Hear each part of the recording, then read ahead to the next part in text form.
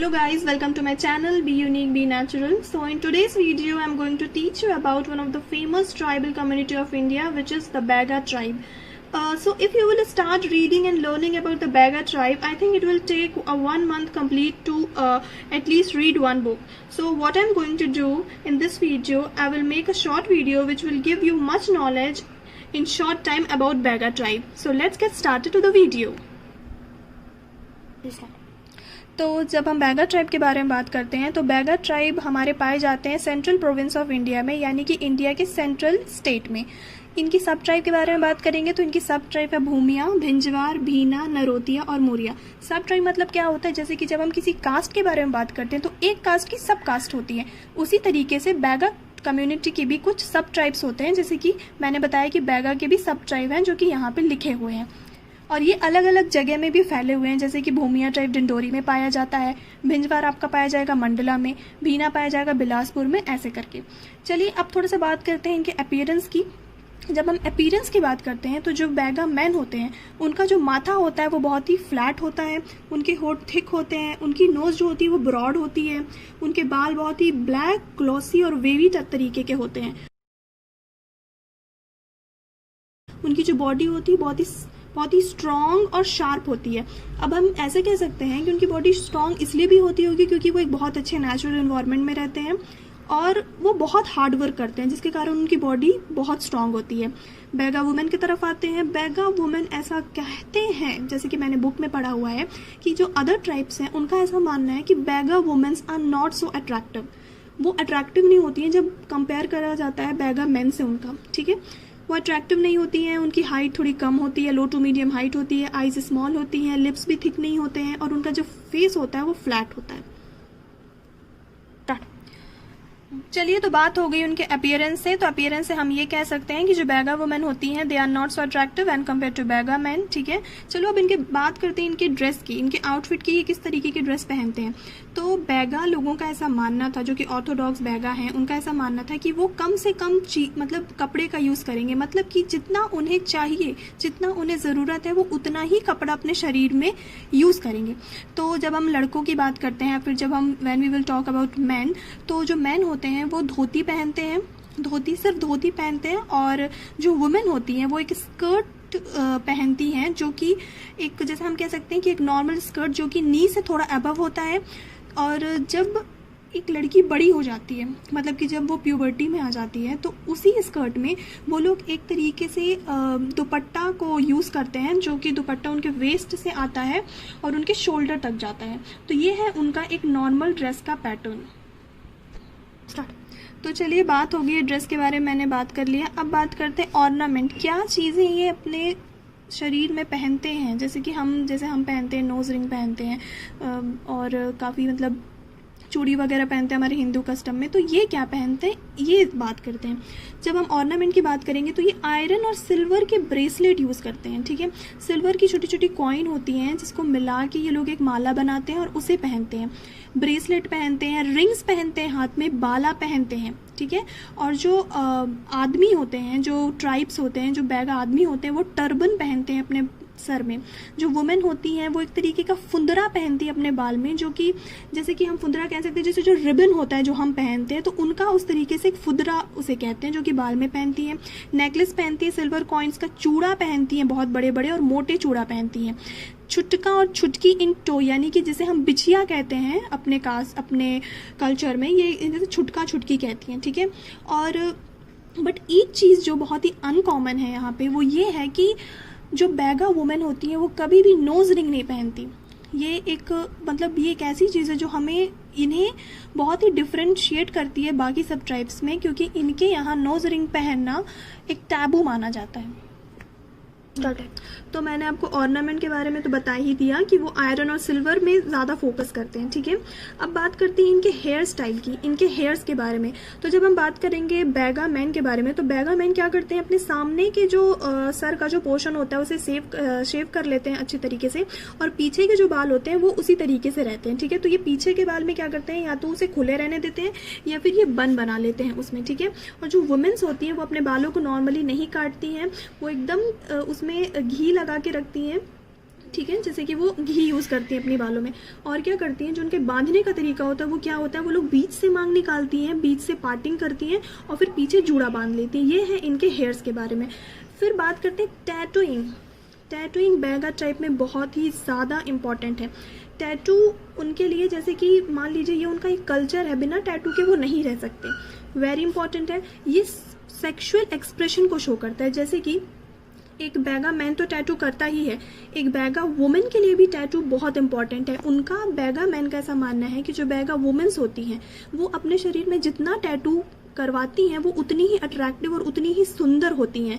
जो टैटू होता है वो उनके कल्चर को भी दिखाता है और ये भी दिखाता है कि जो सामने वाला पर्सन है वो कितना ज़्यादा पावरफुल है।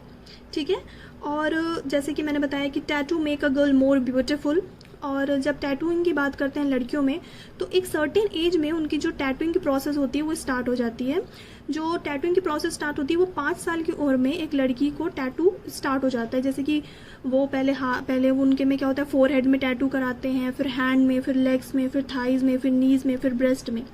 और एक चीज़ मैं और बता देती हूँ, जो इनका टैटूइंग का मेथड होता है वो बहुत ही नेचुरल होता है।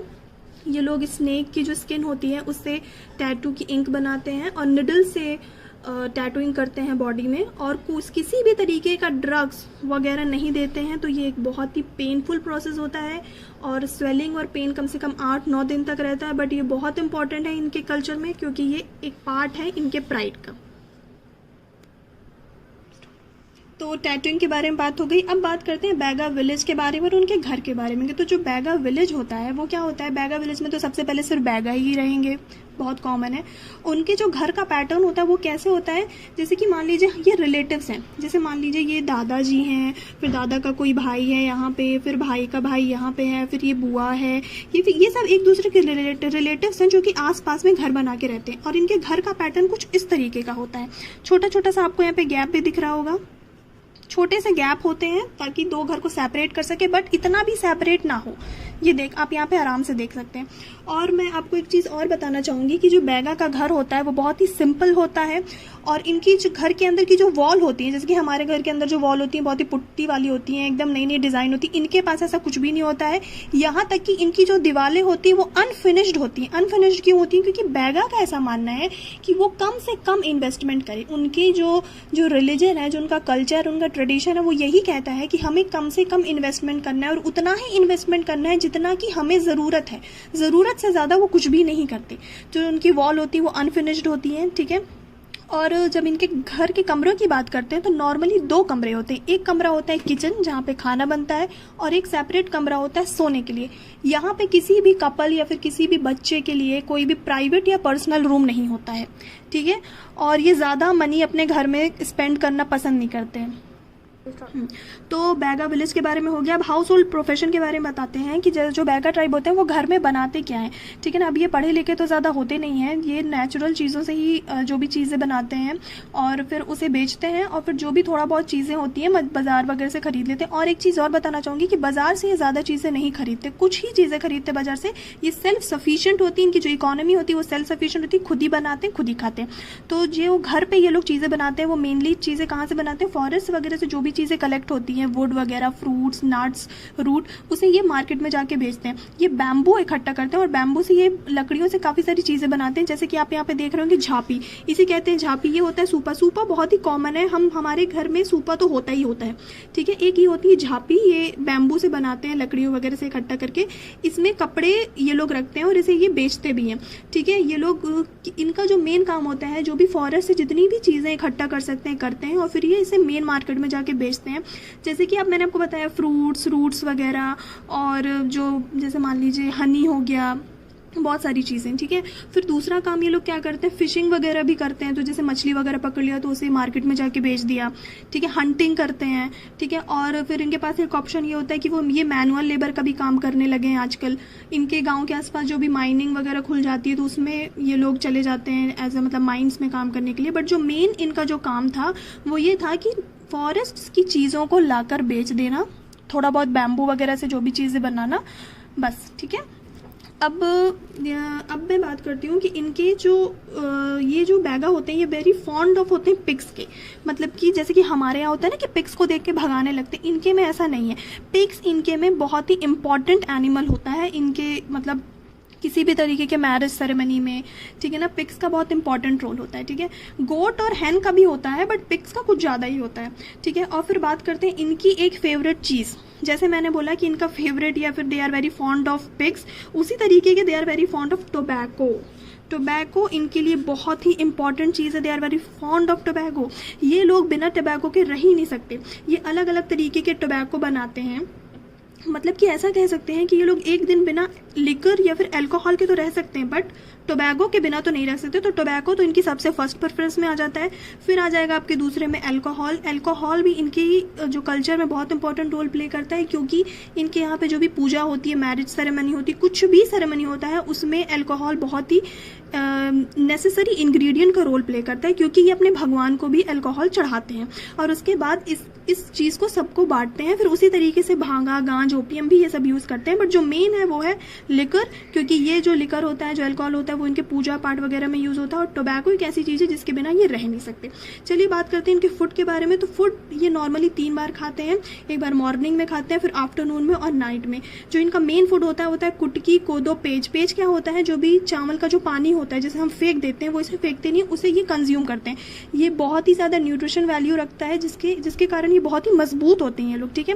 उसके बाद फिर ये लोग मीट वगैरह खाते हैं, क्योंकि ये जंगल जाते हैं, जो भी इन्हें शिकार मिलता है ये उसे खाते हैं। एक चीज़ और बता देती हूँ इनके बारे में थोड़ी हटके, ये रैट्स के बहुत फॉन्ड हैं। ये चूहा खाते हैं, और जो ये खाते हैं, एक खाते हैं ये लोग क्रो खाते हैं। जो भी जिनके छोटे छोटे बच्चे होते हैं वो उन्हें क्रो खिलाते हैं, उनको क्रो खिलाते हैं ताकि उनकी आँखें अच्छी हो, इनका ऐसा मानना है। इनके कुछ फेमस भगवान के नाम मैं आपको बता देती हूँ। बड़ा देव, ठाकुर देव, नागा देव, नारायण देव, भीमसेन, नटकी देवी, अन्न देवी, कुटकी देवी। ये सब क्या करते हैं? ये सब नेचुरल चीज़ों को वर्शिप करते हैं, जैसे कि ये पहाड़ों को भी वर्शिप करते हैं और पेड़ों को भी वर्शिप करते हैं। तो मेनली ये हर एक नेचुरल चीज़ को वर्शिप करते हैं, बट ये कुछ इनके फेमस भगवान हैं जिनका मैंने आपको नाम बता दिया। इनके कुछ फेमस फेस्टिवल हैं, जैसे कि जनवरी में सेलिब्रेट करते हैं लोग खिचारी, मार्च में सेलिब्रेट करते हैं फाग, जून में करते हैं बिदरी और अगस्त में करते हैं हदरी। फिर अक्टूबर में ये करते हैं बीदा सेरेमनी। ये इनके अपने खुद के फेस्टिवल होते हैं, ठीक है। और ये कुछ अभी ये लोग सेलिब्रेट करने लगे हैं दशहरा एंड दिवाली, क्योंकि देखिए अब जो बैगा ट्राइब है वो काफ़ी इन्फ्लुएंस हो रहा है हिंदी कम्युनिटी से, तो काफ़ी सारे उनके फेस्टिवल भी ये अब सेलिब्रेट करने लगे, बट ये जो है इनके मेन फेस्टिवल है। चलिए बात करते हैं इनके प्रॉपर्टी में, जो भी इनके पास प्रॉपर्टी। पहली बात तो जो बैगा का सिस्टम है, उनका सिस्टम ये है कि वो ज़्यादा प्रॉपर्टी वगैरह इकट्ठा नहीं करते अपने लिए, बट जो भी अब प्रॉपर्टी वगैरह जो भी थोड़ी बहुत होती है तो वो डिवाइड कैसे होती है ये देख लेते हैं। जैसे सपोज करिए एक आदमी है, उसने एक शादी की पहली वाइफ, और उसने फिर दूसरी शादी कर ली दूसरी वाइफ। अब मान लीजिए ये मैन एक आदमी है, उसने सिर्फ एक ही शादी की और उसके जो बच्चे हैं, तो ऑब्वियस सी बात है बच्चों को आधी आधी प्रॉपर्टी मिल जाएगी, ठीक है। जितने भी लड़के होंगे उन्हें आधी आधी प्रॉपर्टी मिल जाएगी। बट सपोज करिए उस आदमी ने एक शादी की और फिर दूसरी शादी की, तो जो पहली शादी से बच्चे हुए, ठीक है, और फिर दूसरी शादी से 2 बच्चे हुए, तो जो प्रॉपर्टी का रेशो होगा, डिवाइड होगा, वो 9:7 रेशो होगा। मतलब जो पहली वाली वाइफ के बच्चे उसे ज़्यादा प्रॉपर्टी मिलेगी, सेकेंड वाली वाइफ के बच्चों को कम प्रॉपर्टी मिलेगी। बट जब इनके बच्चों के बच्चे होंगे, जैसे कि ग्रैंड चाइल्ड जो होंगे, तो जब जो ग्रैंड चाइल्ड होंगे तो यहाँ पे ऐसा कुछ भी रेशो नहीं देखने को मिलेगा। ये यहाँ पे फिर इक्वालिटी आ जाएगी, मतलब कि ग्रैंड चाइल्ड को पूरी बराबर की प्रॉपर्टी मिलेगी, इक्वल प्रॉपर्टी। सपोज करिए एक आदमी है, उसने शादी की और वो मर गया, तो जब उसके मरने के बाद उसकी पूरी प्रॉपर्टी किसको मिलेगी? सबसे पहले उसकी वाइफ को। उसकी वाइफ के ऊपर, मतलब उसकी वाइफ का जो है हक प्रॉपर्टी पे सबसे पहले होगा। अगर उसकी वाइफ अपने बच्चों के साथ रहती है तो क्या होगा? अगर उसकी वाइफ अपने बच्चों के साथ रह रही है, ठीक है, तब तो प्रॉपर्टी पे वाइफ का हक है। बट इन केस अपने पति के मर जाने के बाद वो वाइफ दूसरी शादी कर लेती है किसी और के साथ, तो उसका जो प्रॉपर्टी पे हक है, इस अपने पहले वाले हस्बैंड की प्रॉपर्टी पे हक नहीं रह जाता। वो फिर डायरेक्ट प्रॉपर्टी किसके पास आ जाती है? उनके बच्चों के पास आ जाती है, ठीक है, लड़कों के पास आ जाती है। मान लीजिए अब लड़के की भी डेथ हो गई, तो फिर ये डायरेक्ट प्रॉपर्टी आ जाएगी उसकी लड़की के पास, चाहे वो लड़की शादीशुदा हो या ना हो। तो मतलब जो हस्बैंड की प्रॉपर्टी है, सबसे पहले हक वाइफ का होता है, इन केस वो दोबारा शादी ना करे तो, ठीक है। और एक और मैं आपको प्रॉपर्टी में की जब बात करते हैं तो मैं आपको एक चीज़ और बता देती हूँ कि इनके जो कल्चर है या इनका ट्रेडिशन कुछ ऐसा है कि जो भी अपने पेरेंट्स की देखभाल करता है, सपोज करिए 4 बच्चे हैं, 4 में से 2 गांव में रह रहे हैं और 2 शहर चले गए, तो जो 2 गांव में रह के अपने माँ बाप की सेवा करता है, उनके साथ रहता है, तो उसका जो हक होता है प्रॉपर्टी पे वो ज़्यादा होता है, तो उसे ज़्यादा प्रॉपर्टी मिलती है, और जो बाहर होते हैं बच्चे उन्हें कम प्रॉपर्टी मिलती है। तो जैसे कि मैंने आपको बताया है कि जो भी बच्चा अपने पेरेंट्स की ज़्यादा देखभाल करेगा, उनके साथ रहेगा, उसका हक प्रॉपर्टी पे ज़्यादा होगा।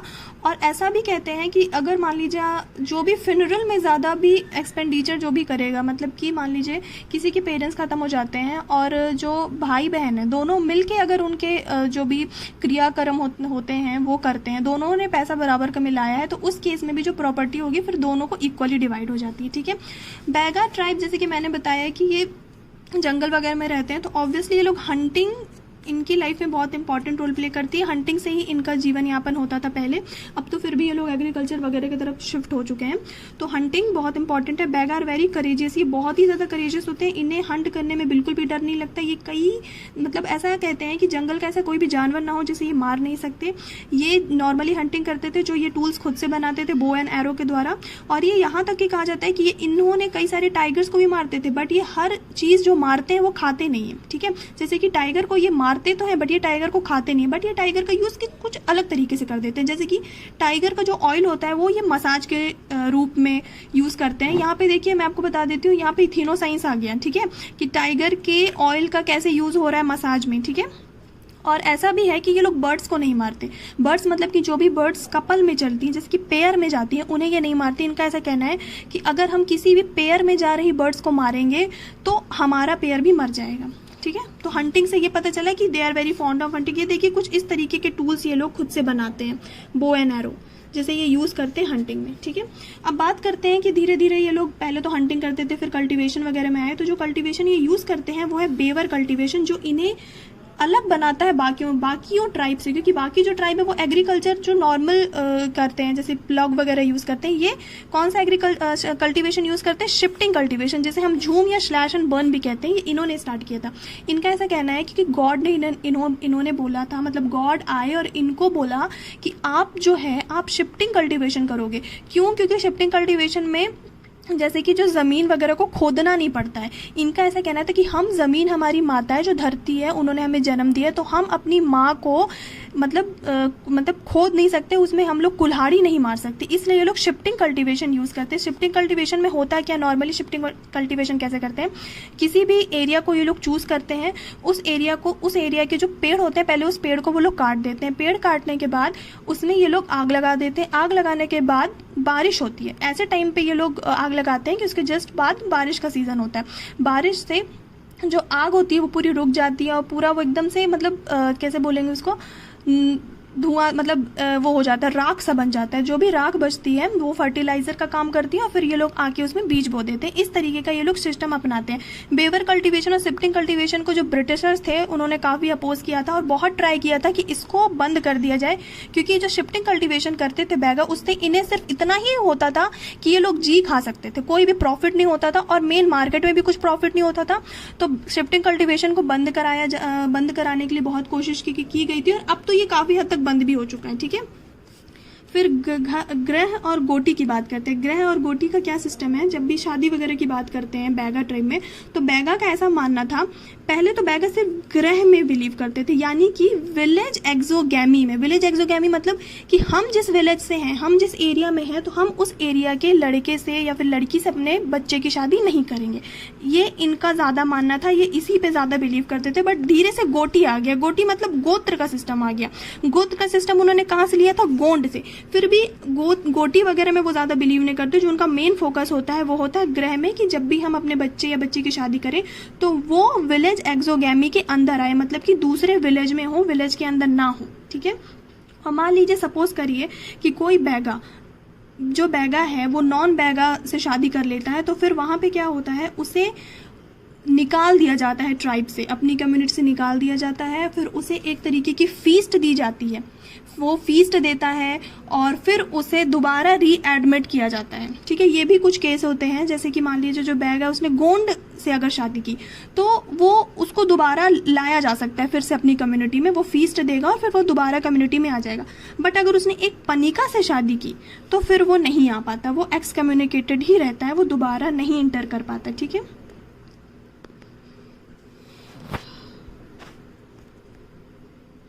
ग्रह और गोटी की तो बात हो गई। अब मैं आपको एक बहुत ही इंपॉर्टेंट चीज़ बताऊंगी बैगा के बारे में, जो कि आप लोगों को जानना बहुत ज़रूरी है। जब हम मैरिजेस की बात करते हैं तो बैगा में जो मैरिजेस होती हैं वो एक से ज़्यादा मैरिज बहुत ही कॉमन होती हैं, चाहे वो एक लड़का हो या लड़की हो, आदमी हो या औरत, वो एक से ज़्यादा मैरिज कर सकता है, तो उसमें कोई इशू नहीं होता है। ठीक है, और ये लोग जो होते हैं ये लोग क्रॉस कज़न मैरिज को प्रमोट करते हैं। ठीक है, पैरेलल कज़न मैरिज को बिल्कुल भी प्रमोट नहीं होते हैं करते हैं। एक जो विडो होती है वो आराम से दोबारा शादी कर सकती है, जो कि हिंदू सोसाइटी में ऐसा बिल्कुल भी नहीं देखने को मिलता है। हिंदू सोसाइटी से बहुत अलग है ये। हिंदू सोसाइटी में विडो की रीमैरिज करना बहुत ही मुश्किल काम होता है। यहाँ पे बहुत ही ईजिली एक विडो दोबारा रीमैरी कर सकती है। इवन अगर उसका हस्बैंड है भी और उसे किसी और के साथ रहना है, वो दोबारा से शादी करना चाहती है, वो भी बहुत ईजिली शादी कर सकती है, कोई भी इशू नहीं होता है। एक से ज़्यादा पत्नियाँ रखने में कोई प्रॉब्लम नहीं है। ठीक है, और एक हल्दी पानी की रस्म होती है, जैसे कि अगर आप एक शादी करने के बाद दोबारा शादी कर रहे हो तो जो दोबारा शादी होती है वो हल्दी पानी वाली रस्म से होती है। मतलब वो पहले वाली मैरिज तो अलग तरीके से होगी, ज़्यादा उसमें प्रोसीजर होगा, काफ़ी सारी रस्में होंगी, बट अगर आप सेकेंड मैरिज करो या री मैरी करो तो फिर एक हल्दी पानी, एक नॉर्मल छोटी सी शादी टाइप से होती है, वो हो जाती है। ठीक है, एक अलग जो यहाँ पे थ्योरी मैं आपको बताना चाहूँगी, थर्ड सेट टीथ थ्योरी, ये ज़्यादा लोगों को पता नहीं है बैगा ट्राइब के बारे में। ये जो third set of teeth theory है ये सिर्फ बैगा ट्राइब में फाउंड होती है, और मैं आपको बता देती हूँ ये थ्योरी कहती क्या है। ये थ्योरी ये कहती है कि जब भी आदमी या औरत बुढ़े हो जाते हैं, तो जब बुढ़े होने के बाद जब उनके दांत गिरने लगते हैं, एक स्टेज ऐसा आता है कि हमारी बॉडी डिटोरिएट करना स्टार्ट हो जाती है, और जब हमारे दांत गिर जाते हैं, दांत गिरने के बाद इनका ऐसा मानना है कि उनका एक नया जन्म होता है। उस नए जन्म में उनकी दोबारा शादी करना ज़रूरी है। अगर उनकी दोबारा शादी नहीं करेंगे तो वो एक गोस्ट बन जाएंगे या फिर वो लोग राक्षस का ही रूप लेंगे। ठीक है ना, तो उनके में ऐसा है कि बुढ़े होने के बाद जब आपके दांत गिरना स्टार्ट हो जाए तो आपकी दोबारा मैरिज करना बहुत ज़रूरी है, ताकि आप राक्षस का जन्म ना लें। ठीक है, तो इस केस में क्या होता है, अगर मान लीजिए कपल किसी का मर गया है, जैसे मान लीजिए अगर दादी हैं, दादा नहीं रहे, तो उस केस में दादी क्या करेगी, अपने सगे पोते से शादी करेगी। ठीक है, और सपोज करिए दादा है बट दादी नहीं है, तो दादा क्या करेंगे, अपनी सगी पोती से शादी करेंगे। ये बहुत ही, जब मैंने ये थ्योरी पढ़ी थी तो मैं खुद ही बड़ी अचंभव सी हो गई थी, बट हाँ, the set of teeth theory exist करती है बैगा में। चलिए बात करते हैं अब बैगा में क्राइम क्या है, किस तरीके की चीज़ों को ये लोग क्राइम कहते हैं। ठीक है, तो eating food with outside the tribe community crime होता है। जैसे कि अगर आप बैगा हैं या फिर आप मान लीजिए आप भिंजवा रहे हैं, तो आप भैना सब ट्राइब के साथ खाना नहीं खा सकते, या फिर अगर आप अपने ट्राइब को छोड़ के किसी अदर आउटसाइड के ट्राइबल कम्युनिटी में अपने खाना खाया तो वो एक तरीके का क्राइम होगा। और मैं आपको ये भी बता देती हूँ कि अगर आपने जैसे दूसरे ट्राइबल कम्युनिटी के साथ अगर आप सेक्सुअली इन्वॉल्व हो तो वो क्राइम कहलाए या ना कहलाए, बट अगर आपने उनके साथ खाना खा लिया तो वो ज़रूर एक क्राइम हो जाएगा। ठीक है, ऐसा भी कहते हैं कि आप दूसरी कम्युनिटी, जैसे दूसरे ट्राइबल कम्युनिटी के साथ अगर आपने शादी भी कर ली तो वो बड़ा क्राइम नहीं है, बट अगर आपके वो किचन में आ रहा है, वो बंदी या मतलब जिससे आपने शादी की है वो आपके किचन में आ रही है, आपके साथ खाना खा रही है, खाना बना रही है, तो वो क्राइम कहता है। ठीक है, उसे क्राइम कहते हैं ये लोग। ठीक है, उसके बाद किसी भी मतलब अगर मान लीजिए आप बैगा कम्युनिटी के भिंजवार ट्राइब से हैं, भिजवार सब ट्राइब से हैं, और आपको बैगा कम्युनिटी का ही जो दूसरे सब ट्राइब हैं, जैसे मान लीजिए मुरिया है, उसने आपको मार दिया। ठीक है, या फिर आप उससे मार खा के आ गए, तो वो एक तरीके का क्राइम होता है इनके में। उसे ये लोग क्राइम कहते हैं कि आप हमारी कम्युनिटी के, आप दूसरे कम्युनिटी से कैसे मार खा के आ सकते हैं, ये क्राइम है। आप हमारी कम्युनिटी के, आप दूसरे कम्युनिटी से शादी कैसे कर सकते हैं, ये क्राइम है। आप हमारी कम्युनिटी के, आप दूसरे कम्युनिटी के साथ खाना कैसे खा सकते हैं, ये क्राइम है आपका। ठीक है, उसके बाद किसी भी एनिमल के साथ इंटरकोर्स अगर आप करते हो तो वो क्राइम कहलाता है। पियर्सिंग ऑफ नोज, अगर एक बैगा वुमेन ने अपने नोज में पियर्सिंग कराई तो वो एक बहुत बड़ा क्राइम होता है। ठीक है, और एक क्राइम ये होता है कि जब हम इनके बालों की बात करते हैं, तो मैं क्या कह रही थी कि जो बैगा मैन होते हैं वो अपने बालों को शेव कराते हैं। ठीक है, फ्रंट हेयर में उनके शेव्ड होते हैं वो बाल, तो जब ये लोग अपने बालों को कटवाते हैं या शेविंग कराते हैं तो ये सिर्फ अपने ही कम्युनिटी के लोगों से कराते हैं, कोई भी बार्बर या अदर कम्युनिटी का लोग आके इनके बालों को टच नहीं कर सकते, शेव नहीं कर सकते। अगर ऐसा हुआ तो ये भी बहुत बड़ा क्राइम होता है। मेंस्ट्रुएशन के बारे में बात करते हैं। Womens are untouchable in this time, like जब भी वो इस पीरियड से गुजरती हैं, जब भी उनका मेंस्ट्रुएशन साइकिल आता है तो उन्हें टच नहीं किया जाता। वैसे कुछ ज़्यादा स्ट्रिक्ट नहीं होते हैं यहाँ पे, बट कुछ चीज़ें जो फॉलो करते हैं लोग मेंस्ट्रुएशन टाइम में कि उन्हें टच नहीं करते। उन दिनों में उन्हें अलाउड नहीं होता कि वो कुएँ से पानी निकालें या फिर वो लोग फील्ड में जाएँ। वो लोग बेवर कटते हुए या जैसे कि जो भी मतलब ये लोग ग्रेन वगैरह उगाते हैं उसे कटते हुए उस टाइम पे ये लोग नहीं दे सकती। काऊ के शेड में नहीं जा सकती, स्टोर रूम में नहीं जा सकती हैं ये लोग, ठीक है। जब मेंस्ट्रुएशन का टाइम होता है तो ये लोग small piece of cloth use करती हैं, जैसे ये लोग चिंदी कहती हैं, ठीक है, क्योंकि अब वो लोग इतने तो डेवलप होते नहीं कि वो लोग सैनिटरी पैड वगैरह यूज़ करें, तो ये लोग एक कपड़ा यूज़ करती हैं। उस कपड़े को ये लोग धो के बार बार जो बैक ऑफ वुमेन है वो यूज़ करती हैं। और मैं आपको एक चीज़ और बता देती हूँ, जो मेंस्ट्रुएशन टाइम पे जो कपड़ा यूज़ करते हैं, ऐसा कहते हैं बैगा ट्राइब्स में कि ये कपड़ा बहुत ही इम्पॉर्टेंट कपड़ा होता है जो कि कभी किसी के हाथ में नहीं लगना चाहिए, क्योंकि इस कपड़े से मोहनी वगैरह की जाती है, मैजिक होता है, ठीक है।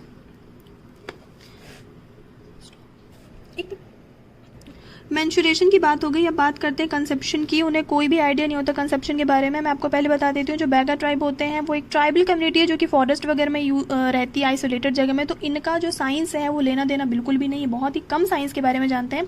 तो इनके अकॉर्डिंग क्या होता है, जो सीमन प्रोड्यूस्ड होता है, जिस सीमन से जो सीमन ओवरी मतलब वेजाइना में जाता है या फिर जो उससे बच्चा पैदा होते हैं, जो वो सीमन इनके अकॉर्डिंग चेस्ट से बनता है। तो आप इसी से समझ सकते हैं कि उनका नॉलेज बायोलॉजी को लेके या फिर जो भी सिस्टम है हमारी बॉडी को लेके कितना ही कम है, ठीक है। उसके बाद जब बात आती है कॉन्ट्रासेप्शन की, उनका वैसे तो बैगा लोगों का मानना है कि जितने भी बच्चे हों वो अच्छे हैं, ठीक है। उनका पहली बात तो ऐसा वो कुछ कॉन्ट्रासेप्शन यूज़ नहीं करते हैं। बट मान लीजिए इन केस कभी किसी बच्चे को अबॉर्ट कराना या फिर उन्हें बेबी नहीं चाहिए या फिर कुछ भी प्रॉब्लम है, तो उस केस में वो लोग एक हैवी मसाज करते हैं प्रेग्नेंट लेडी के पेट में ताकि बच्चा गिर जाए। गन पाउडर का यूज़ होता है और अमर बेल, एक बेल होती है उसके पाउडर का यूज़ होता है। ये सब चीज़ें मतलब वो एक नेचुरल चीज़ों से अबॉर्ट कर देते हैं बच्चा, बट अलाउड नहीं है वहाँ पे बच्चा, ठीक है। जब चलिए बात करते हैं बैगा की फ्रेंडशिप में। जब बैगा लोगों की फ्रेंडशिप के बारे में बात करते हैं तो ये वैसे तो बैगा बहुत फेथफुल और सिंपल लोग होते हैं, तो ये इनकी जो फ्रेंडशिप होती है वो भी बहुत फेथफुल होती है। ये लोग एक दूसरे के आर्म्स में हाथ डाल के घूमते हैं, ये फ्रेंडशिप को दिखाता है। मोर एंड्योरिंग देन मैरिज, जो फ्रेंडशिप है उसे मैरिज से भी बढ़ के बोला जाता है, ठीक है। और जो नॉर्मली फ्रेंडशिप जो होती है वो सेम सेक्स में बनती है, जैसे लड़का लड़का लड़की लड़की, ठीक है। और ये जो फ्रेंडशिप होती है उसमें कुछ भी नहीं होता, ना गोटी ना ग्रह। आप किसी भी गोटी किसी भी ग्रह के लोग से फ्रेंडशिप कर सकते हैं। वुमेन की पोजीशन के बारे में बात करते हैं। वुमेन इंजॉय एक्सेलेंट फ्रीडम इन बैगा ट्राइब। नॉर्मली जो ट्राइब्स की कम्युनिटी होती है उनमें वुमेन को इक्वालिटी वगैरह मिलती है। ये जो ट्राइब में वुमेन को और जो हमारे कास्ट सिस्टम है वुमेन में बहुत डिफरेंस होता है। कास्ट सिस्टम में वुमेन को बिल्कुल भी इक्वालिटी नहीं मिलती है, बहुत सारी चीज़ों उसमें पीछे रखा जाता है। बट जब हम ट्राइब्स की कम्युनिटी की बात करते हैं तो जो वुमेन होती है वो एक्सेलेंट फ्रीडम एंजॉय करती हैं, ठीक है। उनके पास अधिकार होता है कि वो कहीं भी जा सकती है। उन्हें अधिकार होता है अपने हस्बैंड को चूज़ करने का। इवन उन्हें अधिकार होता है विडो होने के बाद भी वो दूसरे से शादी कर सकती। इवन शादी हो गई है, हस्बैंड जिंदा है, बट अगर वो किसी और के साथ रहना चाहती तो उसमें भी वो शादी कर सकती हैं। प्रॉपर्टी पे भी एक वुमेन का पूरा अधिकार होता है। वो खुला पब्लिक में डांस कर सकती हैं, उन्हें ड्रिंक करना अलाउड है, स्मोक करना अलाउड है। वो प्रॉपर्टी ओन करती हैं, वो बराबर से हार्ड वर्क करती हैं आदमियों के साथ, ठीक है। तो ऐसा कह सकते हैं ओवरऑल जो पोजीशन ऑफ वुमेन होती है वो काफ़ी अच्छी होती है ट्राइब्स में और खासकर बैगा ट्राइब में, ठीक है। उसके बाद बट जो कुछ चीज़ें हैं जहाँ पे वुमेन अलाउड नहीं है, जैसे कि वुमेन जो फ्यूनरल अटेंड नहीं कर सकती, कभी भी किसी के भी जो मरने के बाद जो भी संस्कार होते हैं वो उसमें नहीं जाती हैं, वो हंटिंग में नहीं जाती हैं। और एक चीज़ जो है वो कभी भी अपने घर की छत को नहीं बनाती हैं, ठीक है। और बैगा ट्राइब के बारे में कुछ और चीज़ें हैं जो जानना बहुत ज़रूरी है, जैसे कि वो बहुत ही, पहली बात तो वो साइंटिफिक नहीं है, वो मैजिक सुपरस्टिशन में बहुत बिलीव करते हैं। वो लोग हर चीज़ों को मैजिक वगैरह से, ब्लैक मैजिक से रिलेट कर देते हैं। जैसे कि मान लीजिए किसी के पेट में दर्द है तो वो बोलेंगे कि पक्का किसी ने कुछ कर दिया इसलिए इसके पेट में दर्द है, ठीक है। अगर बहुत पानी गिर रहा है तो वो समझेंगे कि भगवान नाराज़ है। उनका मान लीजिए उनके एग्रीकल्चर अच्छा नहीं हुआ, खेती बाड़ी नहीं हुई, तो उसमें वो लोग बोलेंगे या तो किसी ने नज़र लगा दी है, या तो भगवान हमसे नाराज़ है, हमने अपने रूल्स वगैरह में फॉलो नहीं किया, कुछ गलती कर दी है इसलिए हमारे साथ ऐसा हो रहा है। सब चीज़ को मैजिक, सुपरस्टिशन और भगवान से डिपेंड कर देते हैं वो लोग, ठीक है। वो बहुत ही ज़्यादा गोस्ट, भगवान वगैरह में मानते हैं। यहाँ तक कि अगर कोई बीमारी भी हो जाती है तो भी वो उसे मैजिक से रिलेट करते हैं। तो इन सब चीज़ों के लिए उनके पास होता है गुनिया। गुनिया होता है बैगा का डॉक्टर। जो गुनिया होता है, गुनिया को बहुत ही पावरफुल इंसान माना जाता है उनकी कम्युनिटी में। गुनिया क्या करता है, जब भी हमें किसी भी कोई प्रॉब्लम होती है वो गुनिया के पास जाता है, उसे अपनी प्रॉब्लम बताता है। फिर गुनिया सूपा लेता है और सूपा में देखता है, सूपा जैसे कि मैंने आपको बताया ना, ये लोग खुद बनाते हैं बैम्बू से सूपा, और सूपा हर किसी के घर में अवेलेबल होता है नॉर्मली। तो सूपा से वो क्या करता है, देखता है और फिर देख के उसे बताता है कि क्या प्रॉब्लम हुई है सामने वाले को, और फिर वो प्रॉब्लम भी बताता है और वो उसे सॉल्यूशन भी बताता है कि आप ऐसा ऐसा करिए तो आप ठीक हो जाएंगे, ठीक है। गुनिया को काफ़ी पावरफुल माना जाता है। ऐसा भी कहा जाता है कि गुनिया को रात में जो भी सपने आते हैं भगवान के, तो भगवान उसे सब कुछ बताते हैं कि आगे क्या होने वाला है, या फिर किसकी मृत्यु होने वाली है, कौन जीवन लेने वाला है, सब कुछ गुनिया को पता होता है। तो गुनिया जो है ट्राइबल कम्युनिटी में बहुत इंपॉर्टेंट पार्ट प्ले करता है, पंडित या डॉक्टर कह सकते हैं इसे, ठीक है। बैगा के डांस के बारे में बात करते हैं। Baiga are very fond of dance. वो लोग अल्कोहल लेते हैं, दारू वगैरह पी के, महुआ से जो भी बनती है नेचुरल से, उसे पी के वो लोग बहुत नाचते हैं, बहुत इंजॉय करते हैं। कुछ मेन जो डांस है वो है कर्मा डांस, द झरपट डांस, और एक है तपाड़ी डांस।